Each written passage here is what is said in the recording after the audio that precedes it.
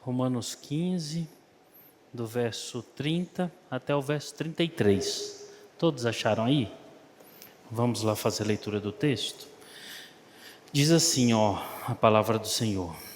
Rogo-vos, pois, irmãos, por nosso Senhor Jesus Cristo, e também pelo amor do Espírito, que lutei juntamente comigo nas orações a Deus a meu favor, para que eu me veja livre dos rebeldes que vivem na Judeia, e que este meu serviço em Jerusalém seja bem aceito pelos santos, a fim de que, ao visitar-vos, pela vontade de Deus, chegue à vossa presença com alegria e possa recriar-me convosco. E o Deus da paz seja com todos vós. Amém. Vamos orar? Senhor Deus, em nome de Jesus nós oramos a Ti. Te agradecemos pela palavra que lemos agora. Te agradecemos pela vida de todos os irmãos que estão aqui. E te rogamos em nome de Jesus, que o Senhor fale conosco, que haja clareza em nosso coração e que possamos aprender mais, Senhor, desse texto que tem tantas riquezas para a sua igreja. No nome de Jesus nós já oramos e agradecemos. Amém. Vamos sentar, irmãos?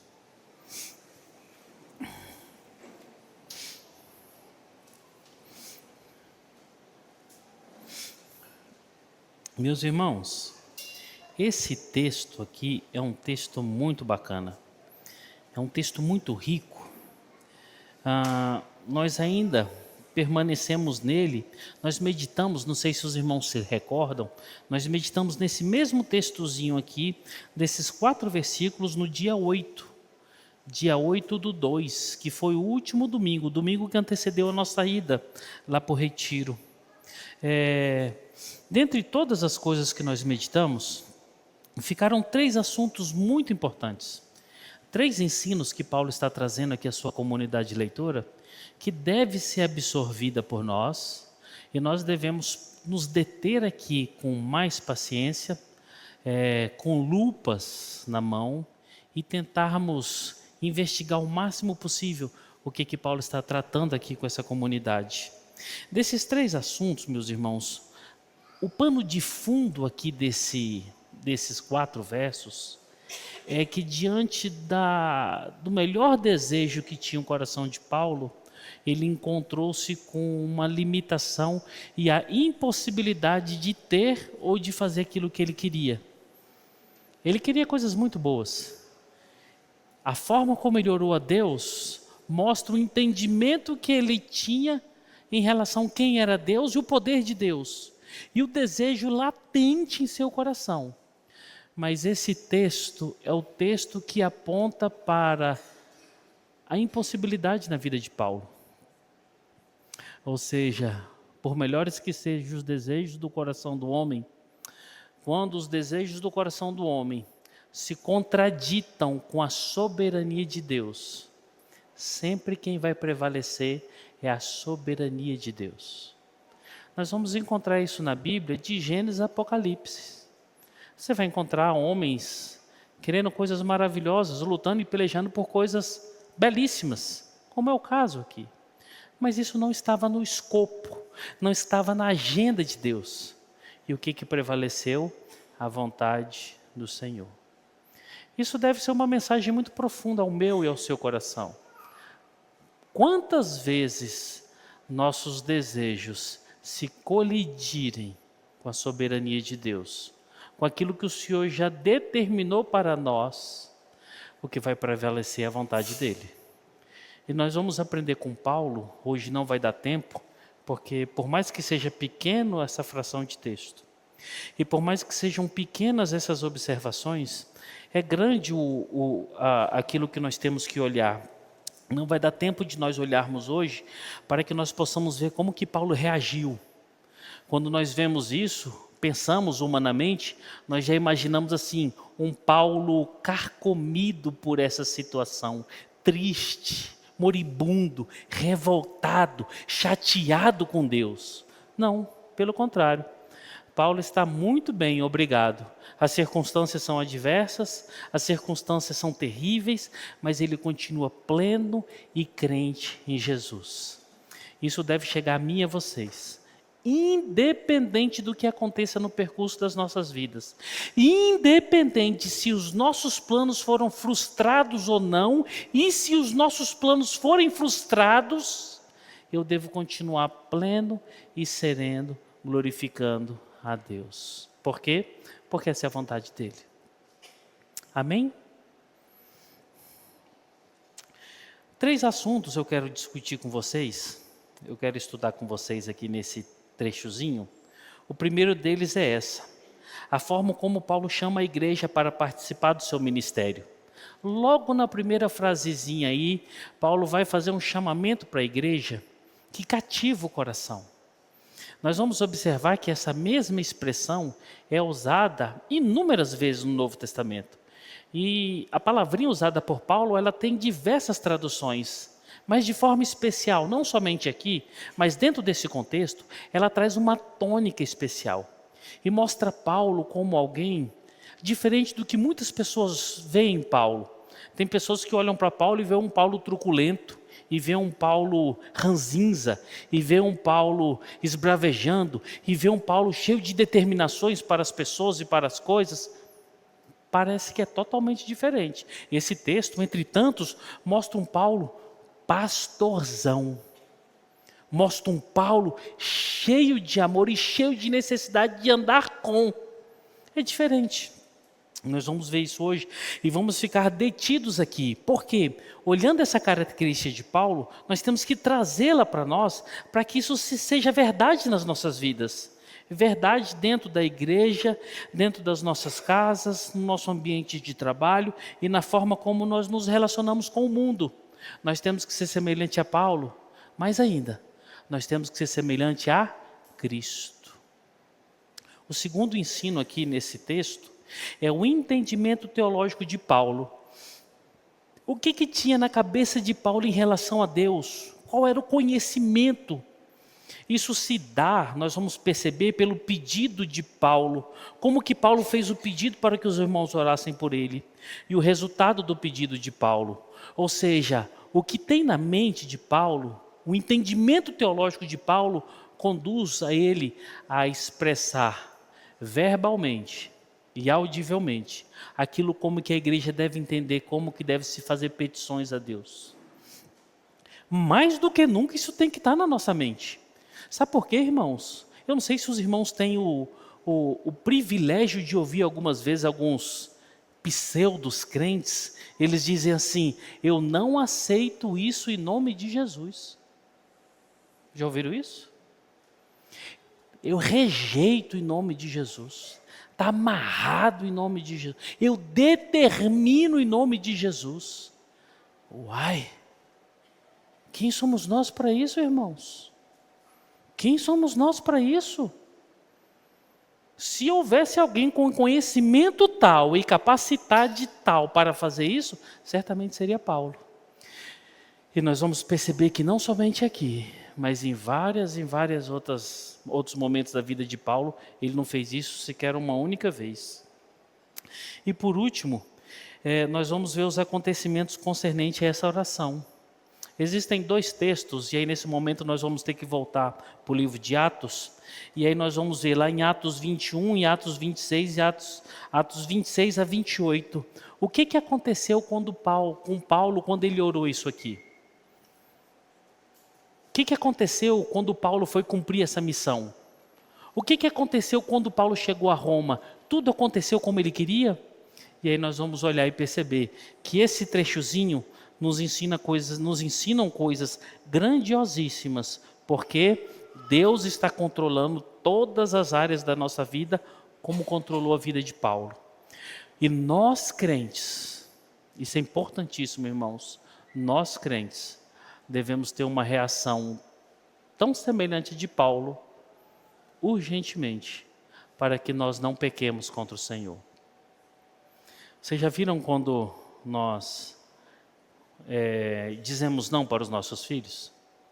Principalmente quando eles são pequenos. Vocês já viram quando nós proibimos algumas coisas para os nossos filhos? Já viram o rosto? Como é que fica? A boca, o olho, tudo murcha. Nós, crentes, não podemos ficar assim diante de Deus, irmãos. De jeito nenhum.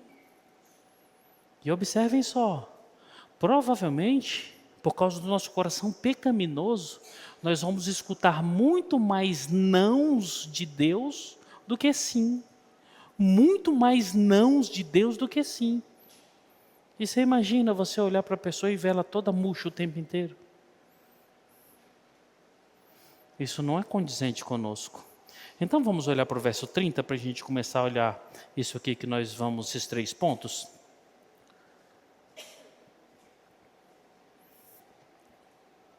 Lembrando que esse texto já foi meditado no domingo do dia 8, e nós já entramos dentro de alguns meandros desse texto que nos ensinou lições importantes e introdutórias. Hoje eu quero me deter no verso 30, nessa primeira palavrinha que está aí no verso 30. Qual é a primeira palavrinha que está aí na sua Bíblia? Rogo-vos, rogo-vos. Essa palavra no grego, ela tem um significado muito bacana. Ela significa eu exorto, eu apelo, eu suplico, eu insisto junto. Ou seja, eu chamo junto. O sentido dessa palavrinha é uma súplica pastoral que chama para perto. Paulo está rogando esses irmãos com uma ternura, que ele está dizendo assim: eu estou chamando vocês para perto de mim. Eu estou chamando vocês para perto de mim no sentido de oração, no sentido de pensamento, no sentido de entendimento, no sentido de conluio, de andarmos juntos diante do ministério que o Senhor Deus me deu. E essa palavra, irmãos, ela é tão interessante que em diversos textos ela tem várias aplicações. Ela é usada no Novo Testamento há mais ou menos 100 vezes. Mais de 100 vezes ela é utilizada. E Paulo, por ter sido o maior escritor do Novo Testamento, ele foi o maior usuário dessa palavra. Ela tem uma amplitude enorme. Só que quase todas as vezes que essa palavra aparece no Novo Testamento, ela aparece nesse sentido de exortação. É como se fosse alguém chamando outra pessoa de uma forma mais profunda possível, de uma forma mais atenciosa possível, para que aquela pessoa saia do caminho que ela está, ou para que aquela pessoa entre em algum caminho para que ela se endireite na vida. Essa palavra é usada para apelar, para ensinar, para pedir ajudas. É assim: eu exorto vocês para que vocês me ajudem. Eu preciso de ajuda em oração. Eu estou cheio de debilidades. Eu exorto, eu rogo vocês para que vocês me ajudem em relação à cura. Eu preciso ser curado, fulano de tal, eu preciso de ser curado. Toda vez essa palavra está próxima a uma necessidade muito intrínseca humana. E aqui, meus irmãos, nesse texto, Paulo está usando o termo para chamar a igreja de Roma para perto dele, para que juntos estejam em oração, no único propósito, o ministério de Paulo. E qual é o ministério de Paulo? Alcançar os gentios, para que os gentios que desconhecem a Jesus, conheçam a Jesus e tenham as suas vidas transformadas. Essa palavrinha aqui no verso 30 é um chamamento em amor. Um profundo chamamento em amor. É um pai chamando seus filhos. É um irmão mais velho chamando seus irmãos mais novos. Para quê? Para que juntos pelejem com um único propósito. Isso é interessante, irmãos, porque Paulo não está chamando a igreja para orar por eles simplesmente sozinha. Paulo está dizendo assim: orem junto comigo. O que isso nos ensina?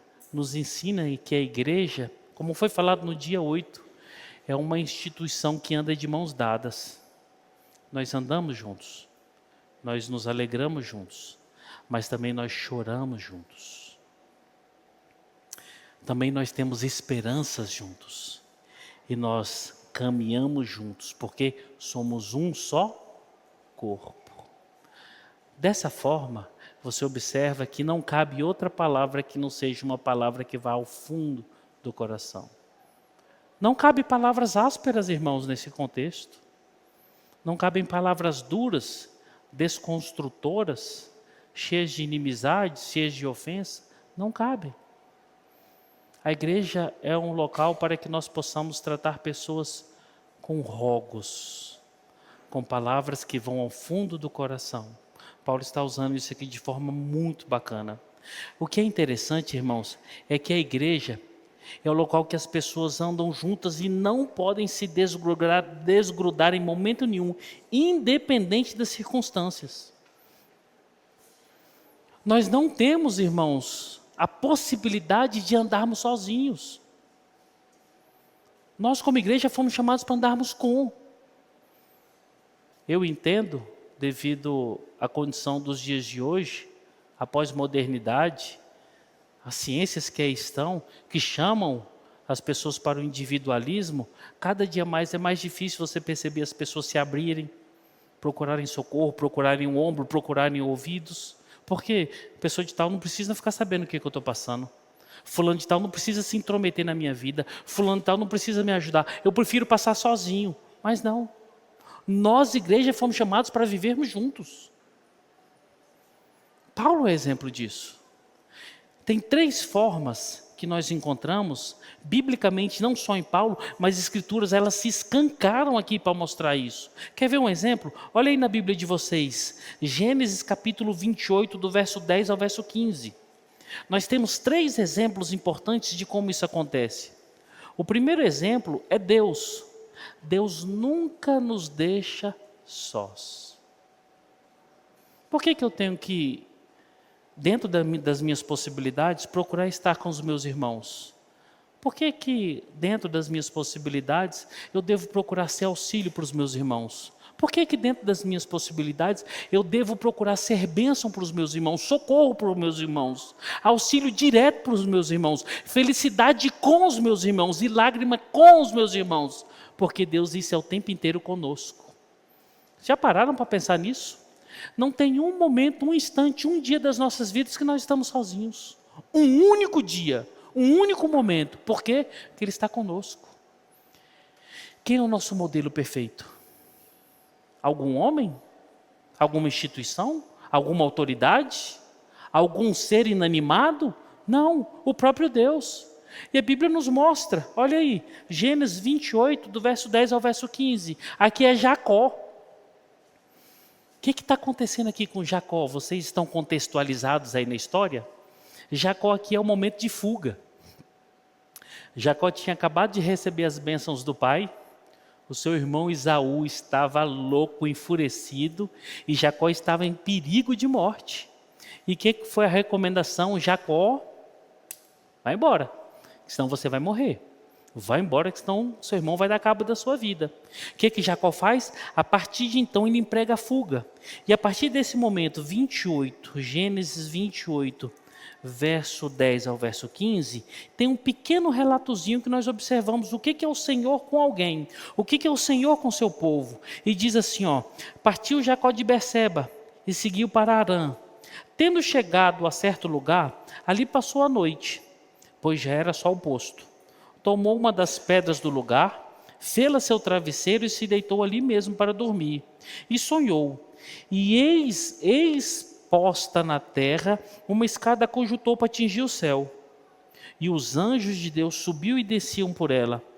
Perto dele estava o Senhor e lhe disse, eu sou o Senhor, Deus de Abraão teu pai, e Deus de Isaque. A terra em que agora estás deitado, eu te darei, a ti e a tua descendência. A tua descendência será como o pó da terra. Estender-te-ás para o ocidente e para o oriente, para o norte e para o sul. Em ti e na tua descendência serão abençoadas todas as famílias da terra. Agora olha esse verso 15. Eis que eu estou contigo. Percebam o detalhe do texto. Eis que eu estou contigo. E te guardarei por onde quer que fores, e te farei voltar a esta terra, porque te não desamparei, até cumprir eu aquilo tudo que te he referido. Quem que chama para andar junto, irmãos? Quem que está junto em todos os momentos? Na ida e na vinda, e em todos os lugares que esse homem estiver? Deus. O pedido de Paulo aqui no verso 30, eu rogo-vos, é uma expressão clara, é um tipo claro do que é Deus conosco. Nós fomos chamados para estar juntos, porque a lógica cristã é essa: Deus está conosco em todos os momentos. Por causa disso, a igreja está unida em todos os momentos. Mais um texto, Salmo 23, 4. Esse talvez seja um dos textos mais conhecidos da Escritura. Salmo 23, 4. Ainda que eu ande pelo vale da sombra e da morte, não temerei mal nenhum. Por quê, irmãos? Porque tu estás comigo. Mais uma vez, o crente pode estar no local mais terrível que for, mais tenebroso, local de morte. Por que ele não deve temer? Porque Deus, o nosso Deus, vai estar com ele em todos os momentos. É uma símile do que Paulo está falando. Irmãos, estejamos juntos. Estejamos batalhando numa só fé, nesse ministério. Por quê? Porque assim como o Senhor é conosco, nós devemos ser uns com os outros. O Senhor está conosco mesmo se nós estivermos transitando pelo caminho do vale da sombra e da morte. Tem mais um texto maravilhoso aqui, Salmo 27, 10. Salmos 27, verso 10. Olha o que diz esse versículo. Porque se meu pai ou minha mãe me desampararem, quem que acolhe? O Senhor me acolhe. Aqui o salmista ele traz uma hipérbole. Ele coloca uma coisa tão difícil de acontecer, que é pai e mãe desampararem. Aí ele fala assim, se o pai e a mãe desampararem, essa pessoa nunca vai estar sozinha. Por quê? Quem acolhe é o próprio Senhor. É aquele que chama para perto. É aquele que anda com. É aquele que auxilia a caminhada dos seus.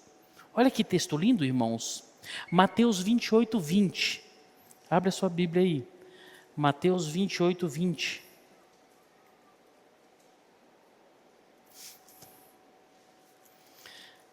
Mateus 28, 20.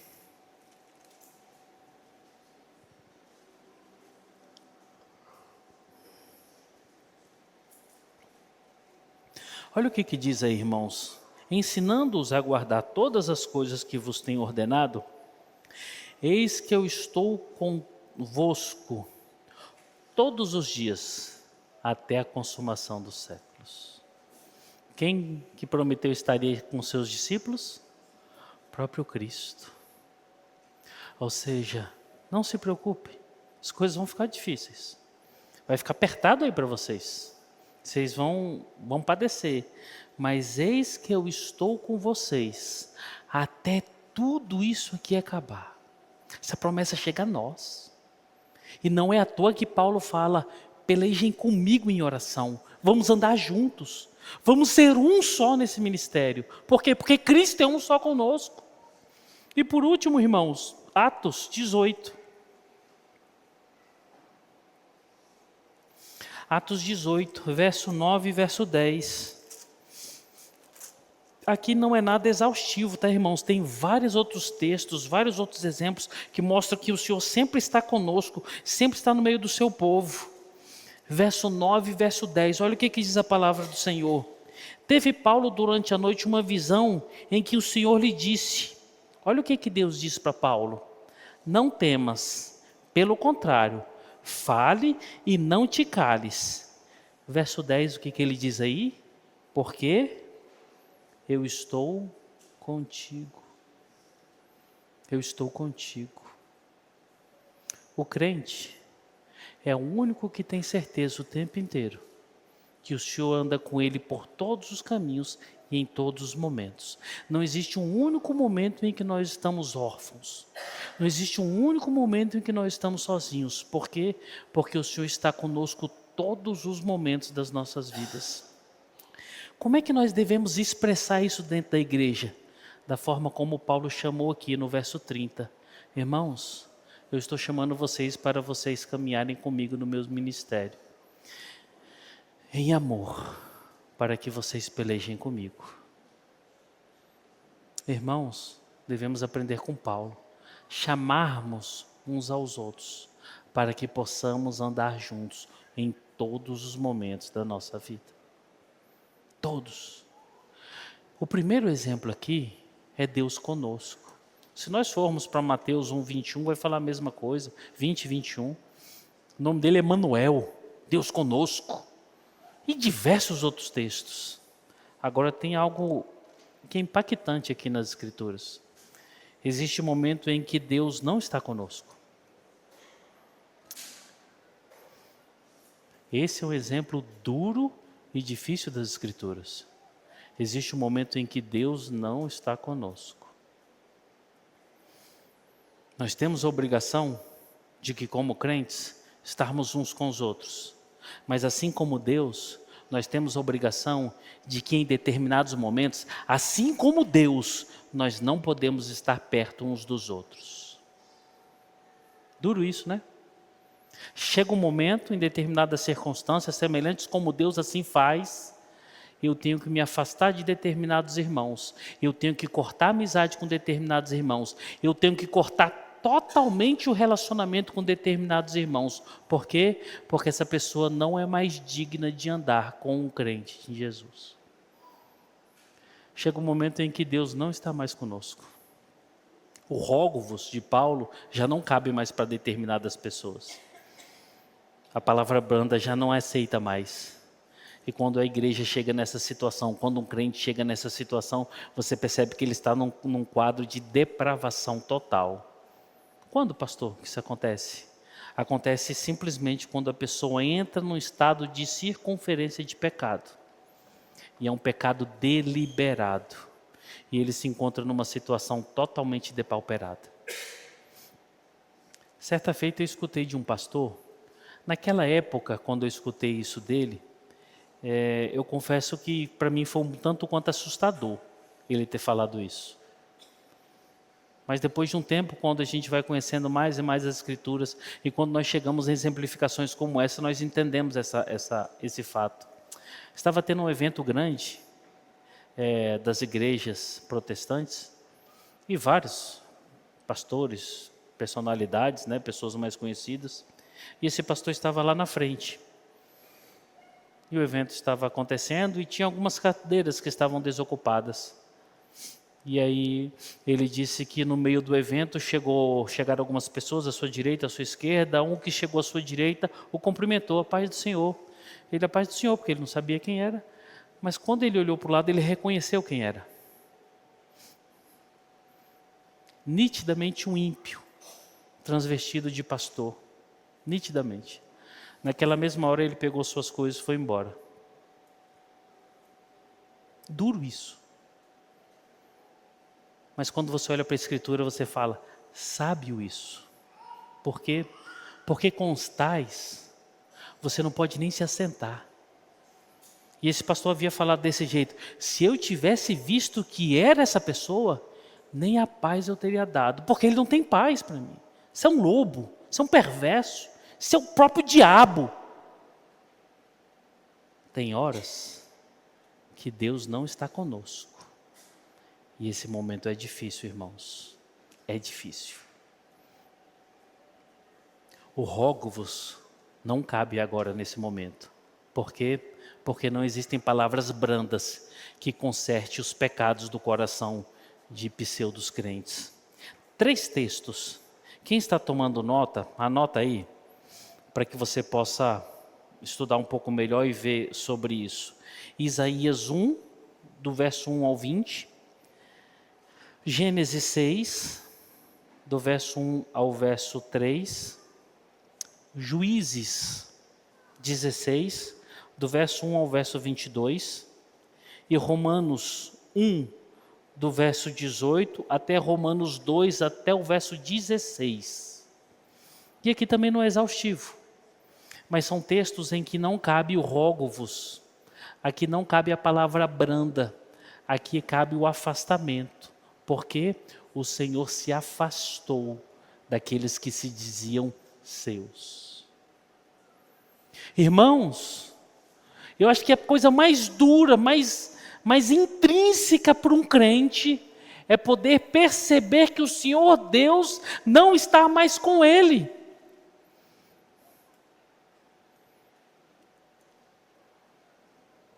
Deve ser um deserto na alma, avassalador, uma situação desesperadora. Mas quando nós olhamos para esses textos, nós percebemos que as pessoas estão num estado de pecado tão grande, Monique, tão grande, que eles não estão sentindo mais nada. Quando Deus não está mais conosco, é porque simplesmente nós temos certeza que tudo está muito bem. Tudo tranquilo. Abre a Bíblia de vocês lá no livro de Isaías. Isaías, o capítulo 1 do livro de Isaías.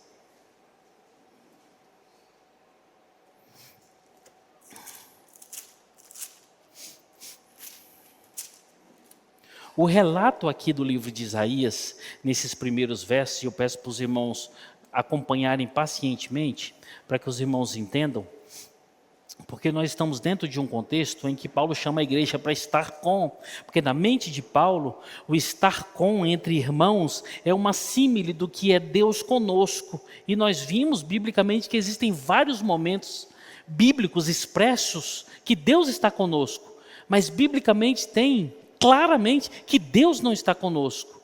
E aqui você vai perceber como que constrói o Deus não está conosco. E sabe o que é duro, irmãos? Sabe o que é duro? É o povo de Deus. Eu não estou falando de ímpios. O ímpio não tem Deus. O ímpio pouco se importa. Se você fala inferno com o ímpio ri. O ímpio debocha. Esses dias eu tive a infelicidade de ouvir uma pessoa falando num podcast, ele falou assim, se Deus não me salvar, quem está perdendo é Ele. Eu vou para o inferno tranquilo e lá vai ser muito bom, vou dançar pagode. Eu falei, rapaz, não tem noção do que está falando. Não tem noção do que está falando. Esse é o ímpio. O ímpio trai e não sente dor. O ímpio rouba e quer se esconder. O ímpio mente e tudo é tranquilo. Isso é o ímpio. Mas aqui, irmãos, esses textos estão apontando para pessoas, em rara exceção, Romanos 1,18 não vai falar dessas pessoas, mas nos demais textos vão apontar para pessoas que tinham um relacionamento com Deus. E existiu uma construção de impiedade. E foram embora. Olha aí. Isaías, capítulo 1. Olha o que diz o texto aí, meus irmãos. Diz assim, ó. Visão de Isaías, filho de Amós, que ele teve a respeito de Judá e Jerusalém, nos dias de Uzias, Jotão, Acás e Ezequias, reis de Judá. Ouve, ó céus, e dá ouvidos, ó terra, porque o Senhor é quem fala, ou seja, aqui é Deus falando. Criei filhos e os engrandeci, mas eles estão revoltados contra mim. É como se ele estivesse dizendo, eles estão longe de mim. Eles fizeram outras escolhas, eles estão seguindo caminhos contraditórios. Verso 3, olha o verso 3. O boi conhece o seu possuidor, e o jumento o dono da sua manjedoura. Mas Israel não tem conhecimento, o meu povo não entende. Ai desta nação pecaminosa, povo carregado de iniquidade, raça de malignos, filhos corruptores, abandonaram o Senhor, blasfemaram do Santo de Israel, voltaram para trás. É um cenário de filhos da aliança, que por causa das circunstâncias da vida deles e do conhecimento errado deles, eles começaram a ir para outros caminhos e começaram a se conspurcar com o pecado e foram se afastando do Senhor. Verso 5. Porque a vez de ainda ser feridos, isto que continuais em rebeldia, toda a cabeça está doente e todo o coração enfermo. Desde a planta do pé até a cabeça não há nele coisa sã, senão feridas, contusões e chagas inflamadas, mas há outras não espremidas, nem atadas, nem amolecidas com óleo. E aqui ele está falando do mais nojento, da mais nojenta doença, expressa através de feridas.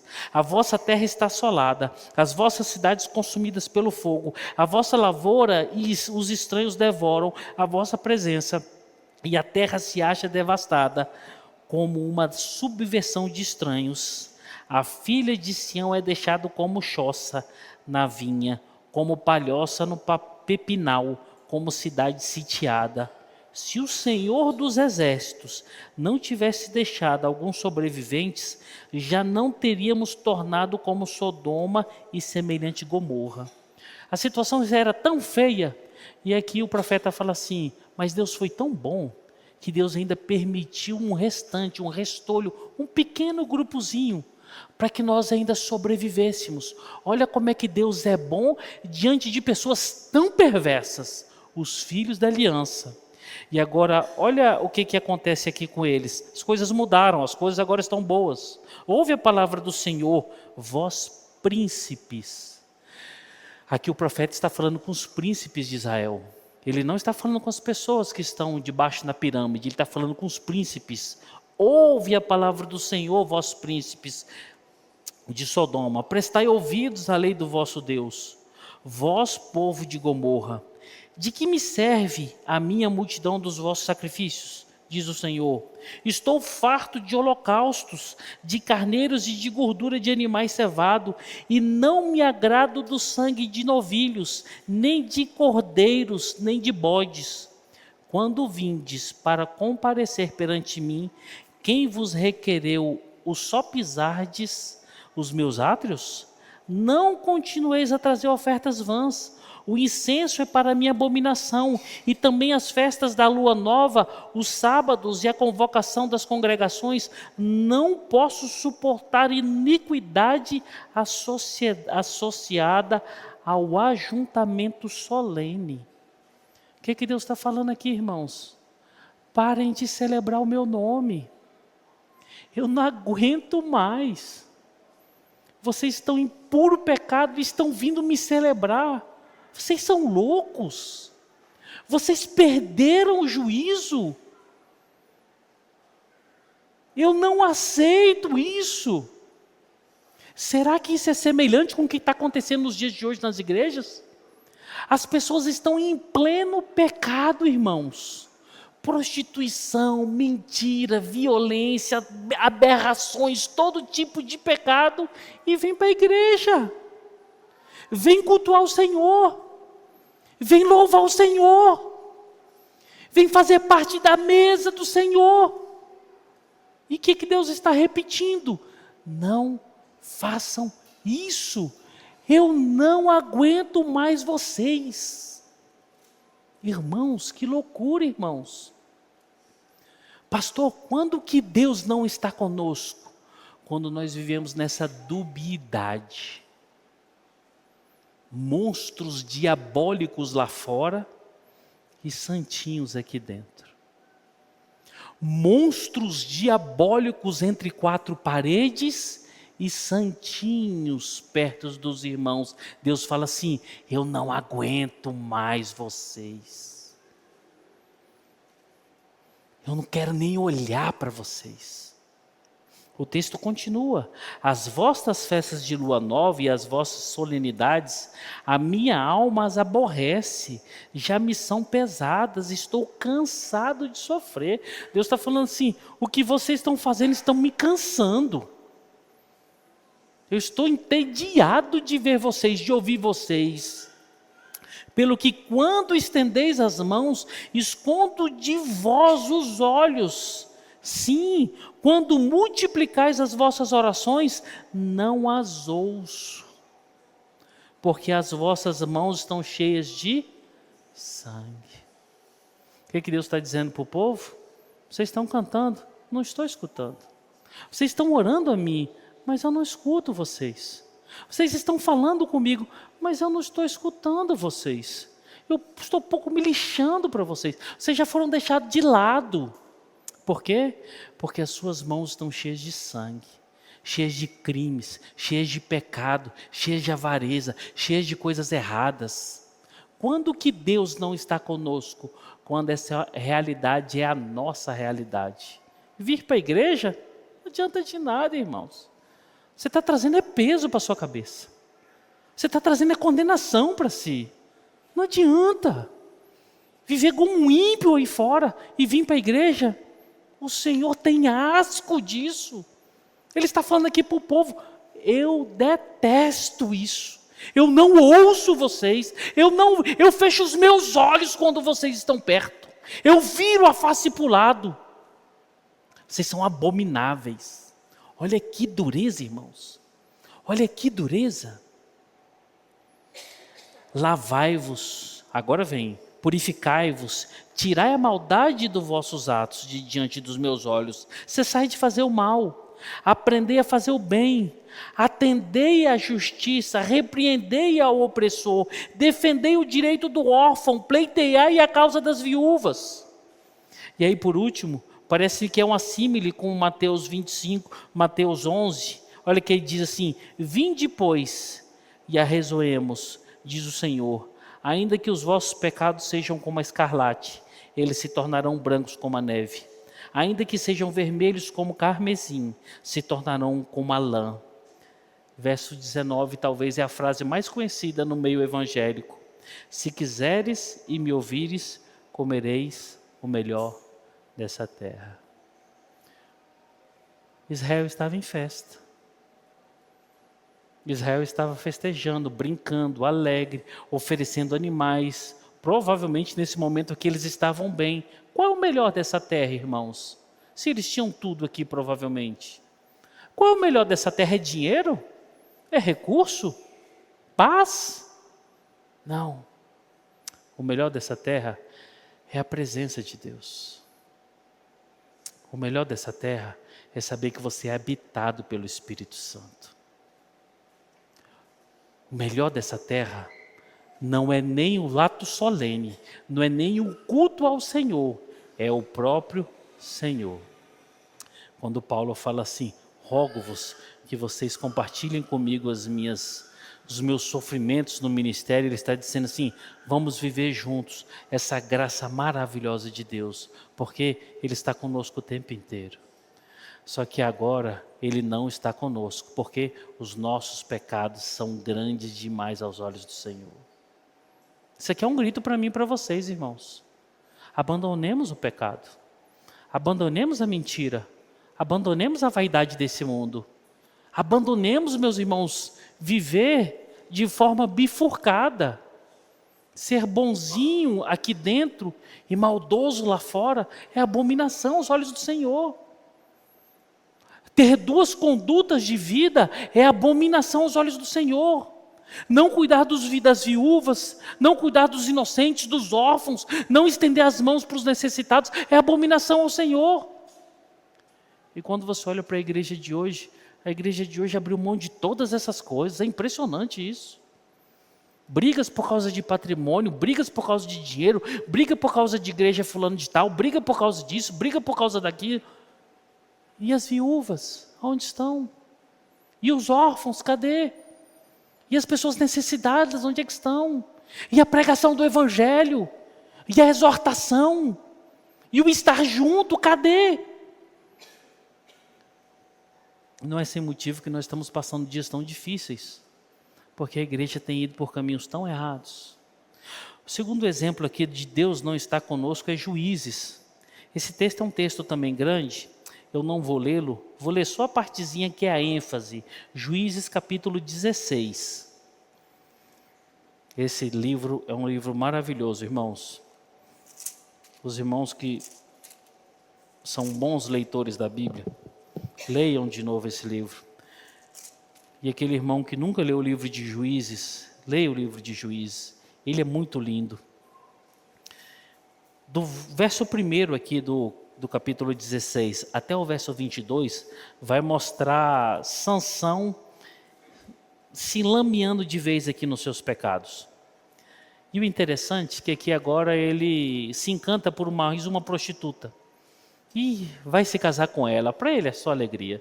Isso era totalmente proibido para os filhos de Israel. E ele chega um momento em que essa prostituta, ela é cooptada ali pelos inimigos, pelos filisteus, e convencida, olha, nós precisamos pegar esse camarada, ele está dando muito trabalho. E ela faz um plano com eles. Eu vou colocar ele dentro das minhas câmaras, no meu quarto, e quando eu descobrir o segredo, eu chamo vocês, vocês vêm e prendem ele. E por várias vezes ela foi fazendo isso. E quando ele dizia que contava o segredo, ela falava assim, levanta, Sansão, que os filisteus vêm sobre você. E ele levantava, arrebentava as cordas, arrebentava tudo e arrebentava todo mundo. O Espírito do Senhor estava sobre Sansão. Ele era invencível. Mas chega aqui nos últimos 3 versos, verso 20, verso 21, verso 22 do capítulo 16. Aí nós percebemos aqui, quando Deus não está conosco. Olha o que diz aí no verso 20. E disse ela, os filisteus vêm sobre ti, Sansão. Tendo ele despertado do sono, disse consigo mesmo, olha só, sairei ainda esta vez como dantes e me livrarei, porque ele não sabia ainda que, já o que, irmãos? O Senhor já o havia deixado. Sansão estava certo que tudo ia acontecer como antigamente, só que ele não tinha o conhecimento que o Espírito de Deus já não habitava mais nele. E o que acontece com Sansão, irmãos? Verso 21. Então os filisteus pegaram nele e lhe vazaram os olhos e o fizeram descer a Gaza. Amarraram-no com 2 cadeias de bronze e virava um moinho no cárcere. E o cabelo de sua cabeça, logo após ser rapado, começou a crescer de novo. A primeira coisa que o autor deixa claro para nós aqui é o estereótipo daquilo que já estava acontecendo no interior de Sansão, no verso 21. O que os filisteus fizeram com Sansão? Vazaram-se os seus olhos. O que é isso? Cegaram Sansão. É a expressão explícita do que já tinha no coração de Sansão. Sansão era um cego, tolo, cego. Estava enlameado no pecado e não sabia que Deus já não estava com ele. Pastor, quando que Deus não está mais conosco? Quando nós escolhemos nos enlamear no pecado. Pastor, eles vão cegar os meus olhos? Não tem necessidade, não tem. Você já é cego. Você já não consegue andar pelos caminhos do Senhor. E o que te resta é o que aconteceu com Sansão, a morte. Queridos, aonde que está o erro aqui?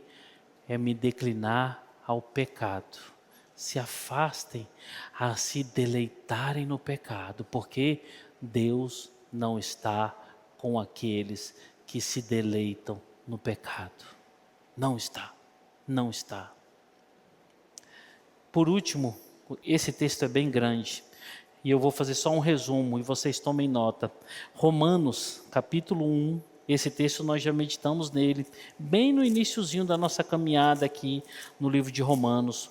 Romanos capítulo 1, verso 18, até Romanos capítulo 2, verso 16. Aqui Paulo deixa bem claro que aqueles que cultuam suas belezas, aqueles que se declinam à inteligência, aos homossexuais e os idólatras, não fazem parte daqueles que estão com o Senhor. Estão sujos do pecado. O Senhor se afastou deles. E o texto aqui é duro, porque Deus falou assim, Deus os entregou às suas paixões mais infames. Ou seja, agora essas pessoas vivem para serem alimentadas por elas próprias, pelas suas aberrações e pelos seus próprios pecados. Quando que Deus não está conosco? Quando Deus entrega a nós, as nossas próprias paixões. E aí acabou, irmãos. Acabou. Que triste caminho é esse? Quando você vê uma pessoa muito bela, e aquela beleza é o tudo para ela. Já observaram essas pessoas? Plástica, botox, estética, isso. Gasta dinheiro, faz empréstimo, noite sem dormir. E a pessoa está com 300 anos de idade, está fazendo plástica, está fazendo botox, está passando isso, está passando aquilo. A pessoa levanta a mão, ela começa a rir, já viu? É uma coisa assim fora do normal. Você vê mulheres hoje, algumas, muitas nem morreram, já morreram, parece que alguém está carregando essas mulheres. Elas dão um sorriso e levantam a perna. É uma coisa assim fora do comum, irmãos, é fora do comum. As pessoas estão entregues. Deus as entregou. Elas não conseguiram ver que a beleza passa. Elas não conseguiram perceber que elas, como qualquer outras mulheres, chega um momento em que a beleza passa. E elas estão dando a vida inteira por aquilo. Observe alguns sábios mesmo, intelectuais. Os caras não conseguem ter respostas, mas estão se matando por elas. Atiram contra tudo e todos e odeiam do fundo do coração a Deus. Olha os homossexuais. Entregues, afastados, lutando, guerreando, e cada dia mais vazios, cada dia mais difícil, cada dia mais doloroso, numa guerra que não tem vencedores. E Deus falando assim: eu os entreguei. Olha os idólatras, pessoas que se prostram a imagens, a pedra, a pau, a outras pessoas, mortas nas suas vaidades, mortas nos seus desejos, entregues. Se vocês lerem aqui no verso 18 em diante, irmãos, Deus é bem claro: eu os entreguei. E eles estão sofrendo o castigo nessa vida. Pastor, quando é que Deus não está conosco? Quando você vive essas realidades aqui. Dura realidade. Não existe rogo-vos aqui, irmãos. Não existe irmandade aqui. Não tem como haver irmandade aqui diante desses pecados. É nesse momento, queridos, eu tive 2 irmãos que se ficaram muito próximos na minha caminhada de fé. Minha família e a família dessas pessoas foram muito próximas. Nós nos tornamos amigos de verdade. E com o tempo essas pessoas foram se inclinando para o pecado. Se inclinando para o pecado. Se inclinando para o pecado. Aquela que era uma rotina quase diária de conversa, de estarmos juntos, estarmos orando, ela foi se arrefecendo. Ela foi se arrefecendo. Passou-se para pequenas ligações de telefone. E chegou um momento, irmãos, que eu tive que falar para esses irmãos, para essas pessoas, né? Querido, eu não tenho mais parte com você. Por quê, pastor? Porque se declinaram ao pecado. Explicitamente se declinaram ao pecado. Aí você pode perguntar assim: mas o senhor é melhor do que eles? O senhor é mais santo do que eles? De forma alguma. Tem algum privilégio em ti para que você se separe deles? De forma alguma. Mas existe a palavra do Senhor que nos recomenda isso. Sabe por quê? 1 Coríntios, isso para nós é mais tranquilo, nós já meditamos sobre isso. 1 Coríntios capítulo 5, verso 11. Aqui nesse texto Paulo fala assim: não tem como você evitar o relacionamento com os comelões, com os beberrões, com os ímpios desse mundo. E não é recomendável. Mas com aqueles que se dizem irmãos e não são, com esses tais, nem se assentai à mesa. Sabe, irmãos, essa palavra de Paulo, que está aqui no iniciozinho do verso 30, rogo-vos, ou seja, vem para perto, ande comigo, ore comigo, chore comigo, ande comigo, não é compatível com aqueles que se dizem crentes e são ímpios. Lembre-se que Deus não está conosco quando nós estamos em pecado. E da mesma forma, nós crentes não podemos estar com pessoas que se dizem crentes e estão deliberadamente em pecados. Pessoas agradáveis, são pessoas agradabilíssimas, mas são ímpios, irmãos. Fujam delas.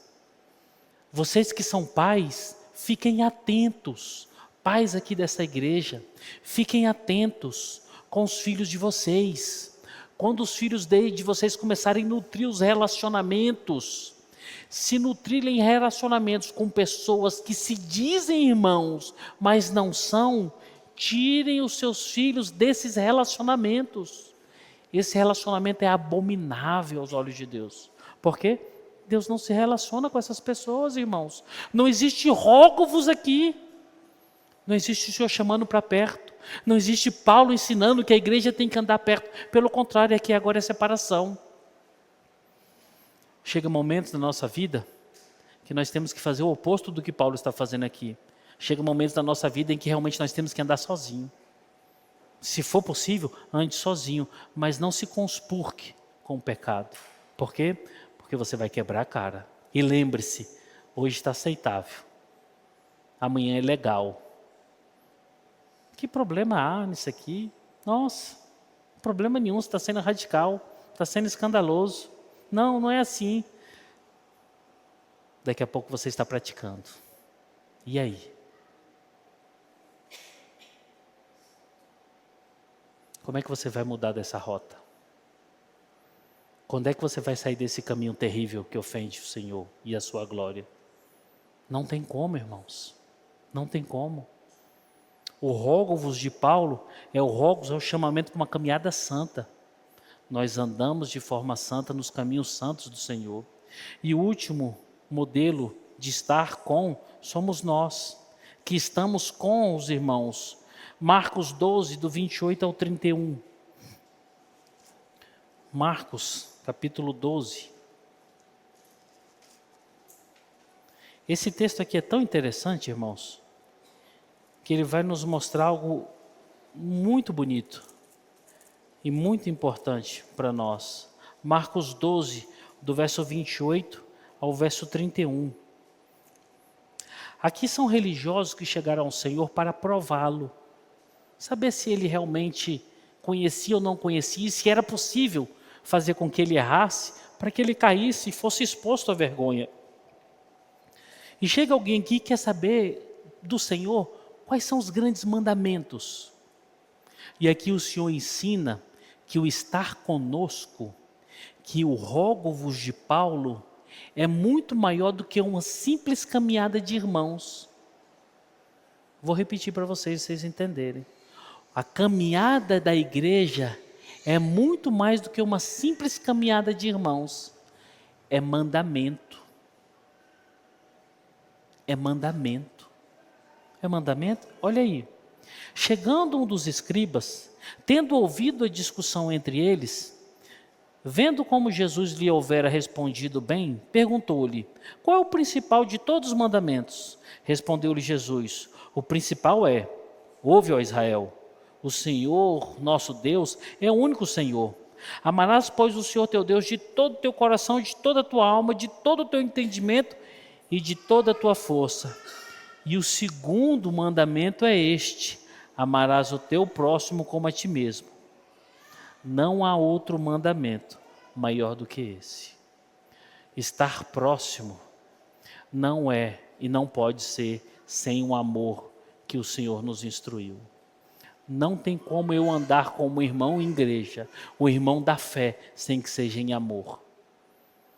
Irmãos, nós devemos nos amar. O rogo-vos é um rogo-vos de mandamento. Eu amo, eu ando com quem eu amo. As pessoas que andam comigo devem me amar. É igual o Dino, né? Você tem que me amar, você tem que me amar. Mas você tem que amar o seu irmão. Você tem que dar a vida pelo seu irmão. Você tem que estender as mãos para o seu irmão. Não andar aleatório. Não é de qualquer jeito, irmãos. As pessoas estão fazendo como se fosse ali, como se fosse uma amizade de boteco. Ah, aconteceu ali na feirinha, aconteceu ali no bar embaixo. Não, a nossa caminhada está respaldada por mandamentos. E o mandamento é esse: eu ando com você com o amor de Cristo. Tem um outro texto que nos confirma isso aqui, é João 13. E eu vou terminar aqui nesse texto, João 13. João 13, do verso 31 ao verso 35.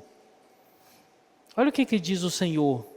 Quando ele saiu, disse Jesus: agora foi glorificado o Filho do Homem, e Deus foi glorificado nele. Se Deus foi glorificado nele, também Deus o glorificará nele mesmo, e glorificá-lo-á imediatamente. Filhinhos, ainda um pouco estou convosco, buscar-me-eis, e o que eu disse aos judeus também digo também agora a vós outros: para onde eu vou, não podeis ir. Agora olha o verso 34, irmãos. Novo mandamento vos dou, que vos ameis uns aos outros. Aí agora, como é que deve ser esse amor? Observe. Assim como eu vos amei. Como é que eu tenho que amar os irmãos? É como meu pai me ama? É como a sociedade, os casais aí do mundo se amam? É como muitas das igrejas vivem amor nos dias de hoje? Não. Olha aí, novo mandamento vos dou, que vos ameis uns aos outros, assim como eu vos amei. O amor que eu tenho que ter para com o meu irmão é da mesma forma como Cristo me amou. Porque se não for assim, não é amor nenhum, queridos. Não é aceito por Deus. Que também vos ameis uns aos outros. Agora olha só, nisto conhecerão todos que sois os meus discípulos, se tiverdes amor uns pelos outros. O chamamento de Paulo é esse: rogo-vos para que vocês lutem comigo nas minhas pelejas, mas a luta é em amor. O amor, irmãos, o amor deve ser a locomotiva do nosso relacionamento. Que amor, pastor? O amor de Cristo. Dentro da nossa igreja, dentro das nossas casas. Se for diferente, não vale. Não agrada o Pai. Existe um parâmetro: sejam parecidos com Cristo. Andemos uns com os outros, amando-nos como Cristo nos amou. O contrário disso, irmãos, menor do que isso, maior do que isso, diferente disso, não procede de Deus. Amemo-nos, amemo-nos, sintamo-nos uns aos outros. Tem tanta demanda no nosso meio que a gente precisa de ajuda. Nós temos passado por uma situação interessante no nosso meio, em que nós precisamos chorar com o irmão, sofrer com o irmão. E eu tenho visto tantos irmãos, dos poucos que sabem, que estão interagindo, que estão apertando, que estão abraçando, que sempre falam: pastor, eu fiz assim, pastor, o que eu posso fazer para melhorar? Isso é tão bom, perceber que muitos entre nós estão entendendo o que é esse amor. É um amor de entrega, é um amor de renúncia, é um amor que não espera ser chamado. Meu pai teve, eu não sou muito bom de datas, mas acho que foi antes do Covid, acho que foi 2018. Ele teve uma embolia pulmonar. E aí aconteceu que a gente ficou no hospital, a situação estava muito feia, e eu não esqueço até hoje. Quando meu primo ficou sabendo, nós estávamos no Anchieta. Ele falou: rapaz, e era de madrugada, já era 1 e pouco, 2 horas da manhã. E ele falou: tô correndo para ir. Eu falei: não, cara, já está tudo controlado. Não, desligou o telefone. 10 minutinhos ele já estava ali do lado. Isso é um pouquinho do exemplo do que é amar o próximo. Você abre mão do seu canto, do seu descanso. Você abre mão do seu conforto. Você quer estar junto. Você não vai fazer nada, você não é médico, você não é enfermeiro, mas eu vou estar com. Você já viu aquela situação que quando você está num velório de um ente querido, quando você vê um amigo, quando você vê um irmão que simplesmente chegou lá e ficou quietinho do seu lado, parece que traz um pouquinho de paz ao seu coração. E aquela pessoa não te abraçou, não falou, não tirou a dor do seu coração, mas ela esteve ali do lado. Nós precisamos fazer tão pouco para amar as pessoas, nós precisamos fazer tão pouco para demonstrar Cristo para as pessoas, que, irmãos, o que falta é coragem, falta despertamento, falta um pouquinho das nossas ações, só um pouquinho. Quando eu vi esse primo chegando ali no hospital, falei, puxa vida, realmente ele se importa com meu pai, realmente ele se importa comigo. E ficou até o último momento de ir embora. Nós congregávamos na quadrangular, e eu não esqueço do dia que uma irmã, o pai dela faleceu, uma irmã muito querida, e ela falou assim, pastor, eu fiquei muito feliz, porque a igreja do meu pai parou em peso, e todos eles estavam lá, todo mundo chorando junto, me abraçaram, me deram conforto, me deram paz. Mas ela falou assim, eu fiquei tão triste, pastor, porque da nossa igreja não foi ninguém. Ninguém. Coisa tão simples. Às vezes não precisa estar no sepultamento. Uma simples ligação. Irmão, como é que você está? Como é que está seu filho? Como é que está sua filha? Irmã, como é que estão as coisas por aí? Estou contigo. Independe da nossa distância, eu estou contigo. Conte com as minhas orações. Se precisar de mim, se precisar vir aqui para minha casa, estou aqui disponível. É tão pouco, irmãos, é tão pouco e faz uma diferença tão grande na vida das pessoas. Faz uma diferença tão grande na vida das pessoas.